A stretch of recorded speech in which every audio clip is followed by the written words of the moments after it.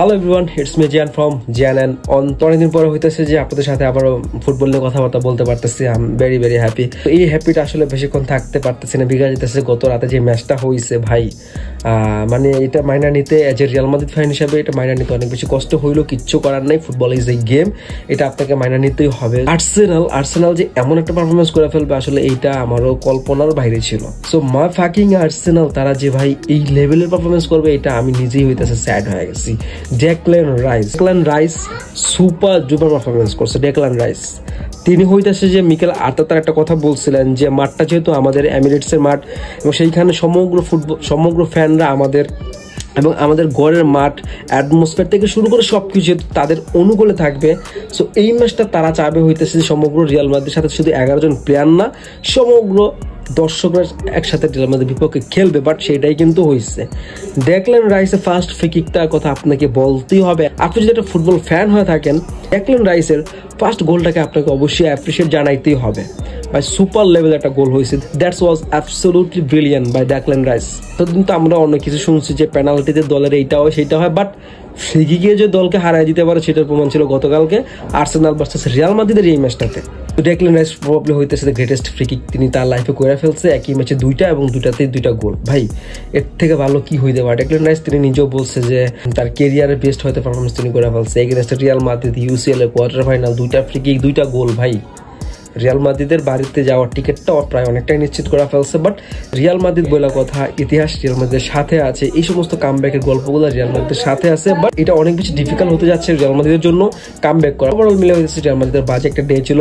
Real মাদ্রিদের সাথে যে কোনো টিমই জিতুক, এখানে আমার আসলে হ্যাপি হওয়ার কিছুই নেই।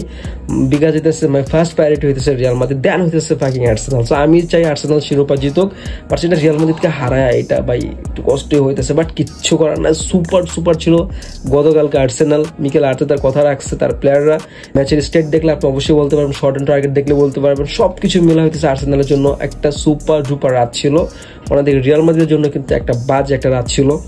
এখানে Vinicius, Rodrygo, Mbappe, Jude Bellingham অনেক বেশি অসহায় হয়ে গেছে হইতেছে যে দুইটা ফ্রি কিকের কাছে। কংগ্রাচুলেশনস আর্সেনাল আসলে এই উইনটার তারা ডিজার্ভ করে। তো রিয়াল মাদ্রিদ তারা হইতেছে যে সেকেন্ড লেগটার দিকে অবশ্যই অনেক বেশি তাকায় থাকতে হবে। বাট সেকেন্ড লেগটা অনেক বেশি ডিফিকাল্ট।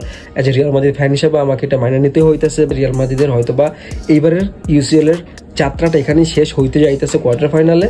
সো এটা মেনে নেওয়া ছাড়া আর কোনো কিছু করার নেই। সো এই পর্যন্ত বা এই ঈদের কয়েকটা দিন পরে আপনারা ফুটবলটা কেমন এনজয় করছেন সেটা একটু কমেন্ট সেকশনে জানান। আর আরও একটা কথা বলতে চাই, যেটা হইতেছে যে রিয়াল মাদ্রিদ হেরে গেলে পুরো ওয়ার্ল্ড অনেক বেশি হ্যাপি হয়ে যায়। জাস্ট বিকজ হইতেছে একটাই কারণ যে একটা টিমের এত বেশি শিরোপা থাকবো, একটা টিমের এত বেশি আধিপত্য থাকবে, আসলে সেটা কেউই চায় না।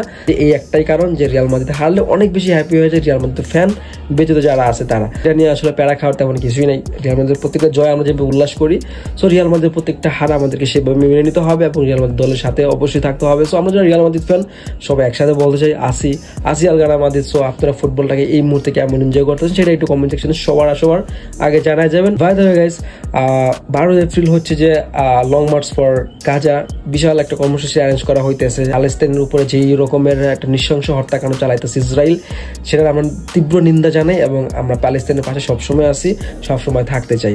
সো আপনাদের যাদের পসিবল হবে ইনশাল্লাহ 12 তারিখে আমাদের লং মার্চ আপনারা সবাই যুক্ত হয়ে যাবেন।